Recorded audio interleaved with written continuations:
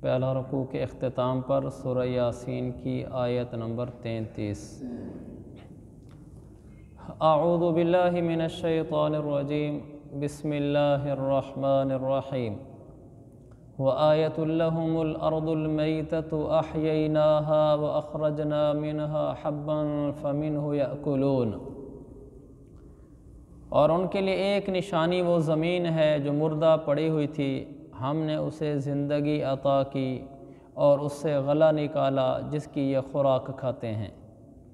وَجَعَلْنَا فِيهَا جَنَّاتٍ مِّن نَخِيلٍ وَأَعْنَابٍ وَفَجَّرْنَا فِيهَا مِنَ الْعُيُونِ۔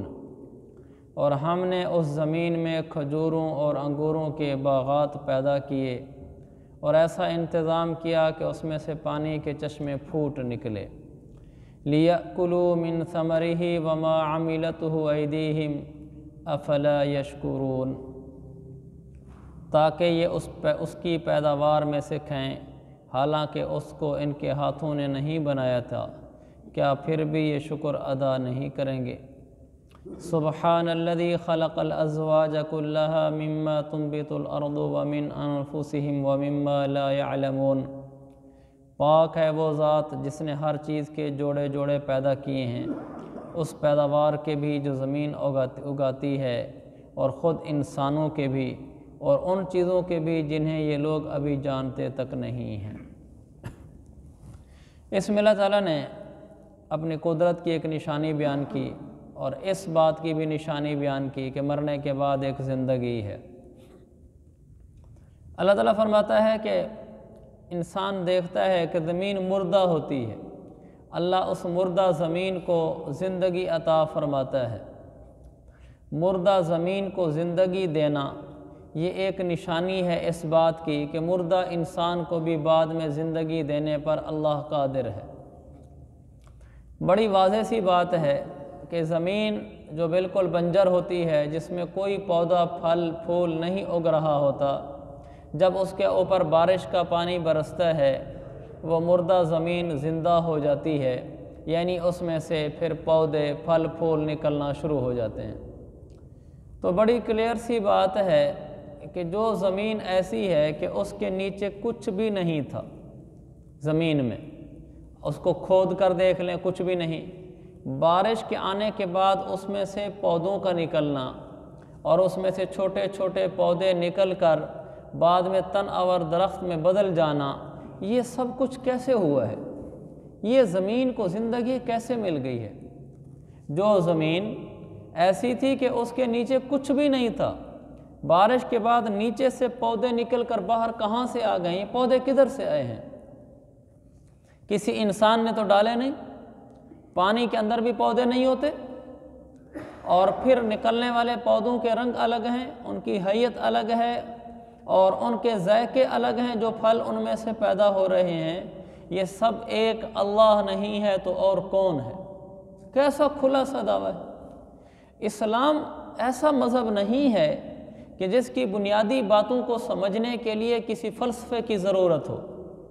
بنیادی باتوں میں توحید ہے اور آخرت ہے، ان کو سمجھنے کے لیے کسی فلسفے کی ضرورت نہیں۔ ایک کامن سینس رکھنے والا آدمی، موٹی سی سمجھ رکھنے والا آدمی بھی اس کو سمجھ سکتا ہے۔ جیسا کہ یہ مثال قرآن بیان کر رہا ہے کہ مردہ زمین میں سے اللہ درخت نکال کر اس زمین کی آبادی کی شکلیں ہمارے سامنے قائم فرماتا ہے، تو کیا وہ اللہ کر انسانوں کو مرنے کے بعد قبروں سے نہیں اٹھا سکتا؟ زمین سے پودا نکال سکتا ہے، زمین سے مرا ہوا انسان اللہ دوبارہ نہیں نکال سکتا۔ پھر آگے فرمایا اس میں باغات ہم نے بنائے، انگور کھجور ہم نے بنائے، پھل اس کے ہم نے بنائے، سب کچھ ہم نے کیا ہے۔ بتاؤ انسانوں کا اس میں کیا دخل ہے؟ وما عملتہ ایدیہم، ان کے ہاتھوں نے تو کچھ نہیں بنایا۔ افلا یشکرون، پھر بھی تمہیں سمجھ نہیں ہے کہ جو اس زمین میں سے نکل رہا ہے اس میں انسان کا تو کوئی دخل نہیں ہے، نہ ہونے کے برابر دخل ہے۔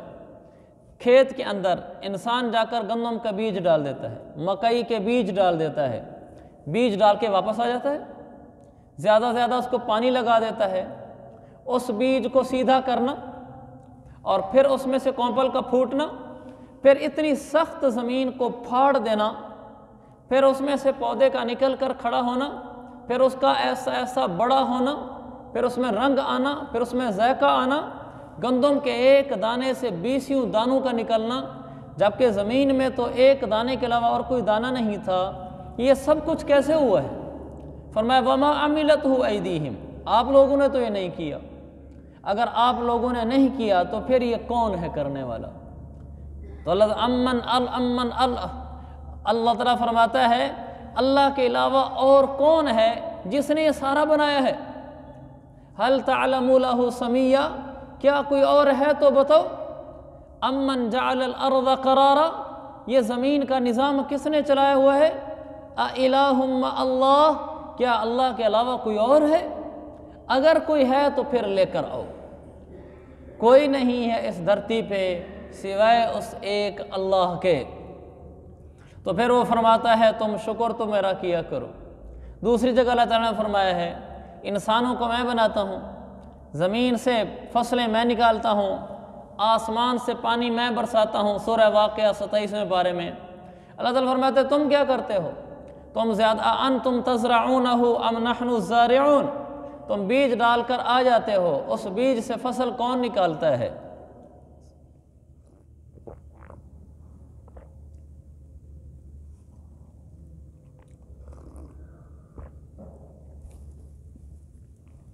فصل تم نکالتے ہو یا ہم نکالتے ہیں؟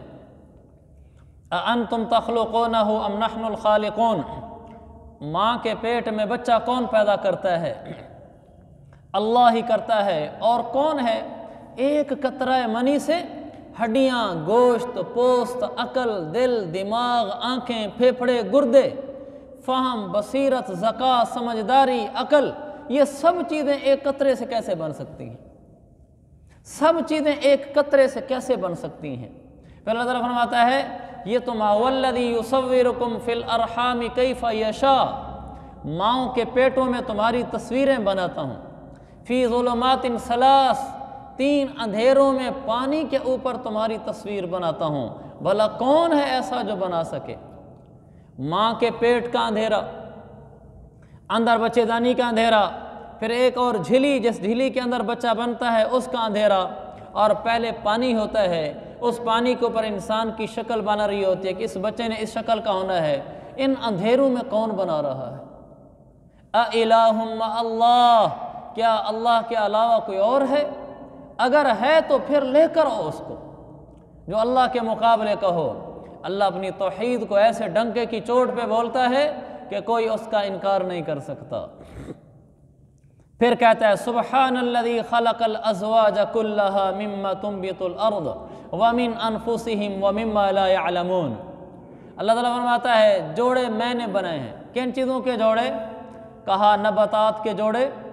نباتات میں اب دیکھتے ہیں نا، درختوں میں اور پودوں میں بھی مثبت منفی ہوتے ہیں، نر اور مادہ ہوتے ہیں۔ کھجور کا درخت مذکر بھی ہوتا ہے، کھجور کا درخت مؤنث بھی ہوتا ہے، بلکہ تو بایولوجی میں، باٹنی میں پڑھاتے ہیں جو پودے ہوتے ہیں ان میں بھی نر اور مادہ ہوتے ہیں۔ اور دوسرا اللہ تعالیٰ فرمایا من انفسہم، تمہاری جانوں میں مرد اور عورت کا کنسیپٹ جوڑے جوڑے بنانا کہ یہ میں نے بنایا ہے۔ وَمِمَّا لَا يَعْلَمُونَ، میں نے اور بھی ایسے جوڑے بنائے ہیں جن کا تمہیں ابھی علم نہیں ہے، بعد میں ہوگا۔ کیسے؟ موجودہ بجلی ہے، مثبت منفی نہیں ہوتا کہ ایک طرف مثبت ہے ایک طرف منفی ہے، جوڑا ہے نا، اس جوڑے کے بغیر تو بجلی نہیں چل سکتی۔ اور پھر اس سے آگے سائنس میں آئٹم ہوتا ہے، آئٹم ایک الیکٹران ہوتا ہے ایک پروٹون ہوتا ہے، یہ مثبت منفی ہوتے ہیں، اس کے بغیر آئٹم کا وجود نہیں بنتا۔ یہ جوڑے اللہ تعالیٰ فرماتا ہے کس نے بنائے ہیں؟ انسان کو اللہ نے جوڑوں کی شکل بنایا، نباتات کو جوڑوں کی شکل بنایا، فرمایا اور بھی کئی چیزوں کو جوڑے بنائے ہیں جنہیں تمہیں معلوم نہیں۔ اور یہ جوڑے بنانے میں اللہ تعالیٰ نے محض اپنی قدرت کی کاریگری رکھی ہے کہ یہ سارا نظام میں اکیلا چلاتا ہوں، میرے ساتھ اور کوئی شریک نہیں ہے۔ تو ایک اکیلا اللہ ہے، اللہ کے ساتھ اور کوئی شریک نہیں۔ اگلی نشانی وَآیَةٌ لَّهُمُ اللَّيْلُ نَسْلَخُ مِنْهُ النَّهَارَ فَإِذَا هُمْ مُظْلِمُونَ وَالشَّمْسُ تَجْرِي لِمُسْتَقَرٍّ لَّهَا ذَلِكَ تَقْدِيرُ الْعَزِيزِ الْعَلِيمِ वल्क़मर क़द्दरनाहु मनाज़िल हत्ता आद कल्उरजून अलक़दीम लश्शम्सु यंबग़ी लहा अन तुदरिकल क़मर वलल्लैलु साबिक़ुन नहार वकुल्लुन फ़ी फ़लकिन यस्बहून।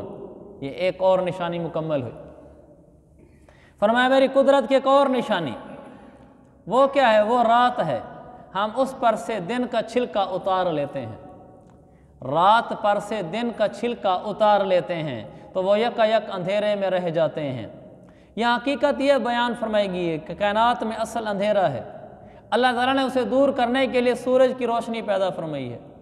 जब सूरज निकलता है तो अपनी रोशनी का एक गिलाफ कायनात के कुछ हिस्से पर चढ़ा देता है जिससे रोशनी हो जाती है। फिर जब सूरज गुरूब होता है अल्लाह वो रोशनी का छिलका उतार लेता है और फिर अंधेरा हो जाता है। तो ये बताया कि इस कायनात में असल अंधेरा है, रोशनी को लाया जाता है। इसमें बहुत कुछ छुपा हुआ है इस बात के अंदर कि असल अंधेरा है, रोशनी को लाया जाता है और रोशनी फिर थोड़ी सी हट जाए तो फिर अंधेरे निकल आते हैं। तो रात का अंधेरा है, अल्लाह सूरज को लाता है, सूरज हट जाता है तो फिर अंधेरा हो जाता है। दुनिया में भी ऐसे ही है, असल अंधेरा है, कहीं कहीं रोशनियां हैं, जहाँ रोशनी नहीं है तो फिर वहाँ अंधेरा है। बिल्कुल इसी तरह हमारे दिल की भी एक दुनिया है, हमारे अंदर का भी एक जहान है, इसकी भी असल तारीकी और अंधेरा है। ये दिल अंधेरों में डूबा होता है, इस पर ईमान और हिदायत की रोशनी ली जाती है। जब ये हिदायत की रोशनी हटा ली जाती है तो फिर अंधेरे हो जाते हैं। तो अल्लाह ताला ये बताना चाहता है अगर अपने दिल को रोशन करना चाहते हो तो जिस तरह सूरज के आने से रोशनी आती है, सूरज के जाने से रोशनी जाती है, इसी तरह तुम्हारे दिल जो अंधेरों में डूबे हुए हैं अगर इनको मुनव्वर और रोशन बनाना है तो फिर इन पर रोशनी डालनी पड़ेगी। अगर रोशनी नहीं डालोगे ये दिल अंधेरों में रहकर ऐसे ही मर जाएगा। अल्लाह के नबी सल्लल्लाहु अलैहि वसल्लम तशरीफ़ ले, सहाबा किराम की हस्तियाँ जो उस वक्त काफिर थे, इन सब के दिल अंधेरों में थे, भटके हुए दिल थे। एक ऐसा तारीक मुआशरा था कि जिसको सोच कर भी रोंगटे खड़े होते हैं, बदन पे कब कभी तारी हो जाती है।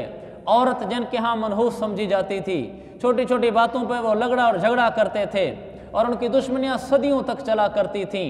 उनके पास पीने को पानी नहीं होता था लेकिन दूसरे के खून बहा दिया करते थे।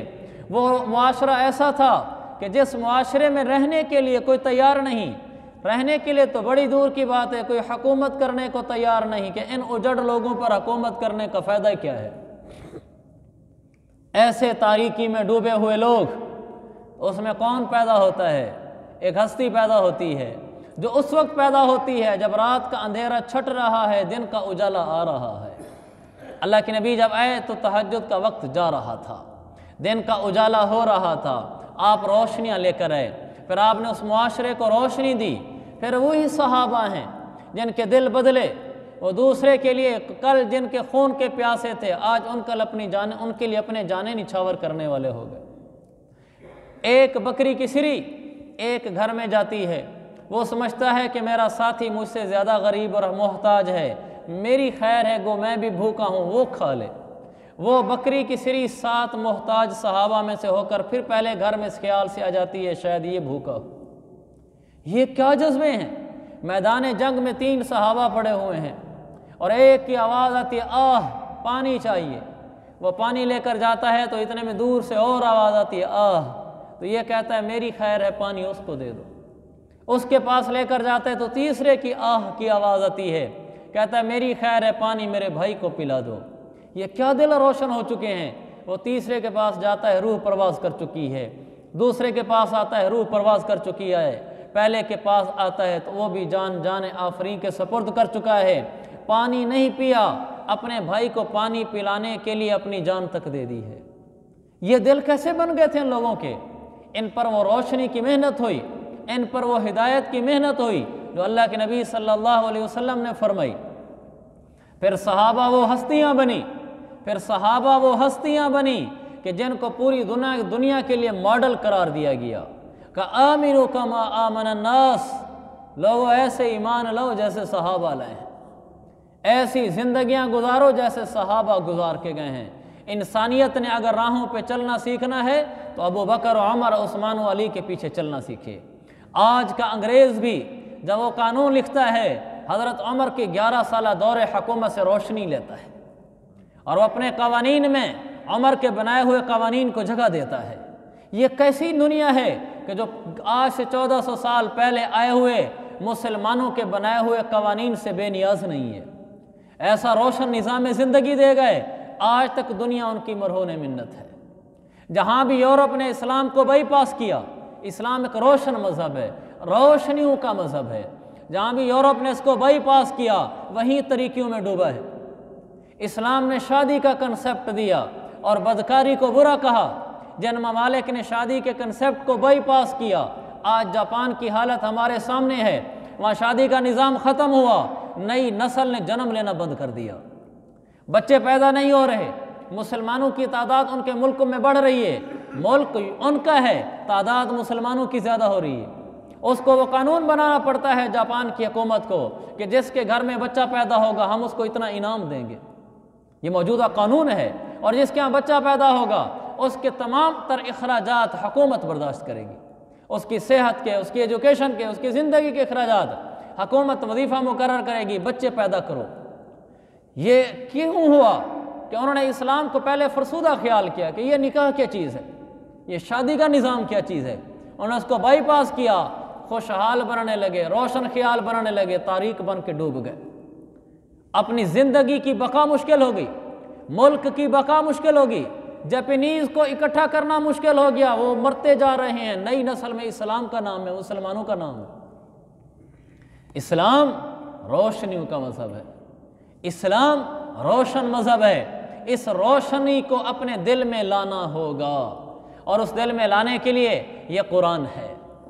اس دل میں روشنی کو لانے کے لیے میرے سرکار صلی اللہ علیہ وسلم کا فرمان ہے، قرآن و حدیث کے علاوہ کوئی روشنی نہیں۔ اس کے علاوہ جتنے نظام ہے زندگی ہیں سب تاریکیوں کا مجموعہ ہے، سب تاریکیوں کا مجموعہ ہیں، ان کے پیچھے چلنے۔ مغرب میں تو سورج بھی جا کر ڈوب جایا کرتا ہے، یہ مغربی تہذیب بھی کیا تہذیب ہے، یہ لوگوں کو کیا روشنی دے گی، جن کے تصورات میں یہ ہے کہ ہمارا دوست کتا ہے۔ کتا تو ایسی مخلوق ہے کہ پاگل آدمی بھی اس سے دور ہو کر چلتا ہے، اور وہ کتوں کو ساتھ سلاتے ہیں، کتوں سے پیار کرتے ہیں، کتے بستر پر لٹاتے ہیں، کتوں کے ساتھ کھاتے ہیں، کتوں کو دودھ پلاتے ہیں۔ یہ کیا عقل ماری گئی ہے، کیا تاریکی میں جا کر ڈوبے ہیں۔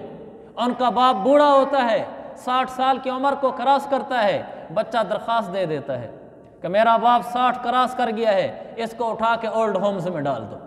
باپ کو گھر سے نکال دیا جاتا ہے، باپ ترستا رہتا ہے میرا جوان بیٹا کس حال میں ہوگا، وہ دنیا کی رعنائیوں اور رنگینیوں میں گم ہے، باپ اس کی شکل نہیں دے سکتا، یہ باپ کی شکل دیکھنے کے لیے ٹائم نہیں نکالتا۔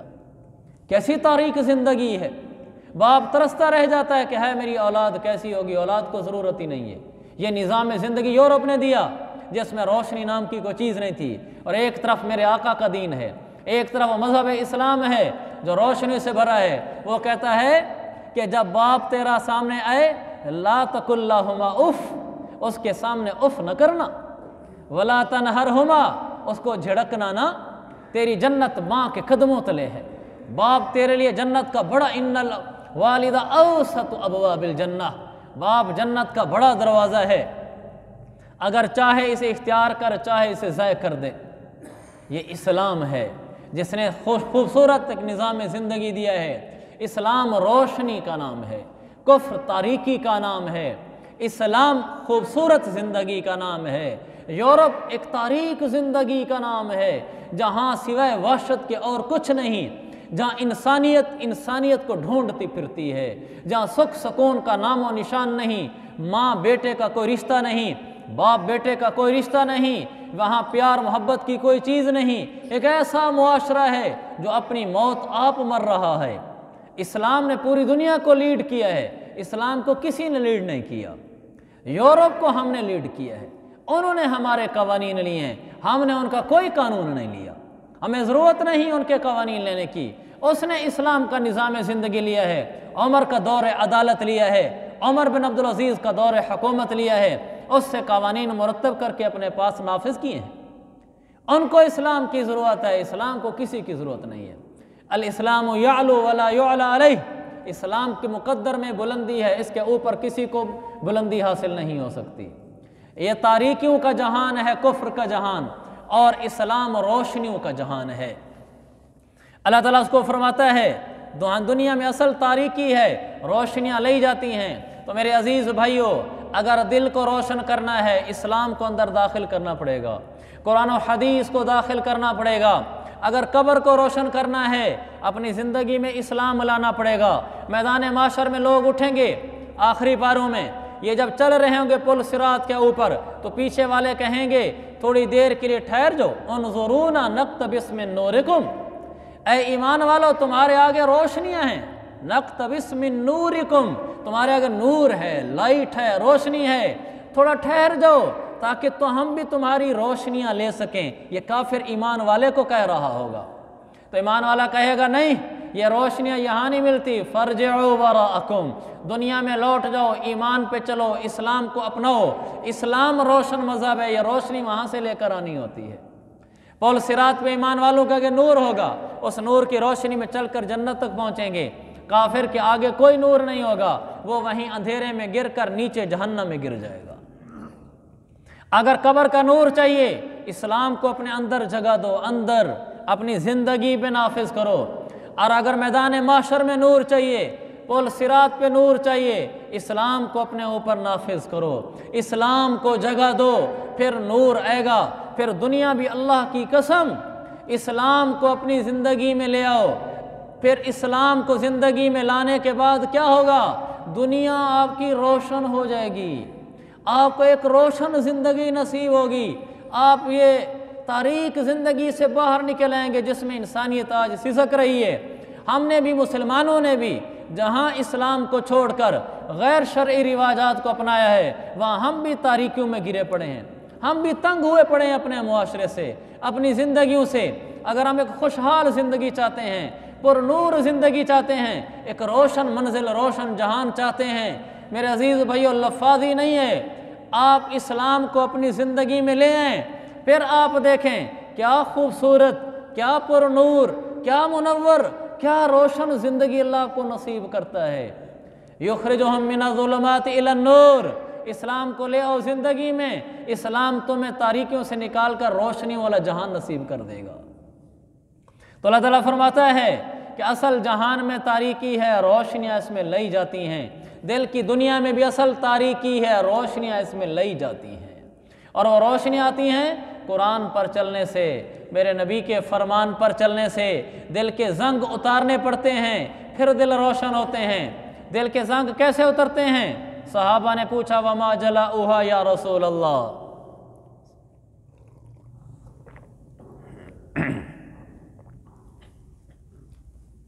یا رسول اللہ دل پہ زنگ لگ جائے تو اتارا کیسے جاتا ہے؟ آپ نے فرمایا کثرت ذکر الموت و تلاوت القرآن، موت کو یاد رکھا کرو، قرآن پڑھا کرو، اللہ دل کے زنگ اتارے گا۔ تو میرے عزیز بھائیو، روزانہ قرآن کی تلاوت ہو، روزانہ قرآن کی تلاوت ہو، روزانہ قرآن کی تلاوت ہو۔ اس وقت تک ہم بستر پہ نہ سوئیں، رضائی، کمبل، لحاف، چادر اپنے سر پہ نہ ڈالیں جب تک قرآن نہ پڑھ لیں۔ اب تو موبائلوں میں قرآن موجود ہے، اور موبائل میں بے وضو قرآن پڑھنا بھی جائز ہے، اس لیے کہ موبائل کے اوپر شیشہ ہوتا ہے، ہماری انگلی شیشے پہ پھر رہی ہوتی ہے، قرآن اس کے نیچے ہوتا ہے، تو قرآن پڑھنا جائز ہے۔ قرآن موبائل کے کھول کر 2-1 صفحے پڑھ کر پھر سو جایا کریں۔ میرے عزیز بھائیو، میرے سمیت ہم میں سے ہر ایک آدمی ایسا ہو کہ روزانہ قرآن پڑھنے والا ہو، دل روشن ہوتا ہے، روزانہ تسبیحات کرنے والا ہو، اللہ اللہ کا نام لینے والا ہو، دل روشن ہوتا ہے، قرآن کے حلقوں میں بیٹھنے والا ہو، دل روشن ہوتا ہے، حدیث کے حلقوں میں بیٹھنے والا ہو، دل روشن ہوتا ہے، اور جب دل روشن ہو جاتا ہے پھر ایک نیا جہان نصیب ہوتا ہے اسی جہان کے اندر، پھر اسی دنیا میں ایک نئی دنیا نصیب ہوتی ہے، پھر ان جینوں میں ایک نیا جینا نصیب ہوتا ہے، پھر جس پرسکون زندگی میں یہ جی رہا ہوتا ہے دوسرے لوگ اس پرسکون زندگی سے آشنا تک نہیں ہوتے، وہ خود ہی اس کو جانتا ہوتا ہے کہ اس زندگی میں کیا لطف ہے اور کیا لذت ہے۔ اللہ مجھے بھی نصیب فرمائے، آپ کو بھی تو 3 نیتیں کر کے اٹھیں۔ ایک تو ہم قرآن و حدیث پر عمل کریں گے، دوسرا روزانہ قرآن پڑھیں گے، کوئی دن بغیر قرآن کے نہ جائے گا، تیسرا روزانہ تسبیحات کریں گے، یعنی روزانہ ذکر کریں گے، روزانہ ایک تسبیح سبحان اللہ کی، ایک تسبیح تیسرے کلمے کی، ایک درود شریف کی اور ایک استغفار کی، 3 تسبیح، ایک تیسرے کلمے کی، ایک درود شریف کی اور ایک استغفار کی۔ روزانہ یہ تسبیحاں کم از کم ایک دفعہ ضرور کر لیا کریں، پھر میرے عزیز بھائیو قبر بھی روشن ہوگی، میدان محشر بھی روشن ہوگا، پل صراط میں بھی روشنیاں نصیب ہوں گی۔ اللہ تعالیٰ مجھے بھی ان اعمال کی توفیق نصیب فرمائے، آپ حضرات کو بھی نصیب فرمائے۔ وآخر دعوانا ان الحمد للہ رب العالمین۔